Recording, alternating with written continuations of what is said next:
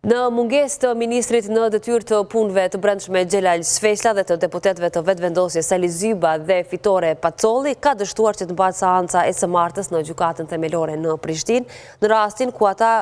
së bashku edhe me ish-deputeten e Kuvendit Kosovës Drita Millaku akuzohen për hedhjen e gazit lotësjellës në Kuvendin e Kosovës në mars të vitit 2018. Gjyqtari Sabit Sadika i tha se të akuzuarit janë ftuar sipas proces verbalit të seancës kaluar dhe nuk ka ndonjë kërkesë për shtyrje të seancës. Andaj gjyqtari bëri të ditur se në mungesë të kushteve ligjore seanca sotme nuk mbahet, ndërkaq që ndaj Sfeshlës, Pacollit dhe Zybës do të lëshohet urdhëresë për sjellje me detyrim. Ndryshe në seancën fillestare të mbajtur me 26 mars të vitit 2024, 4 të akuzuarit ishin deklaruar të pafajshëm për hedhjen e gazit lotësjellës në kuvend.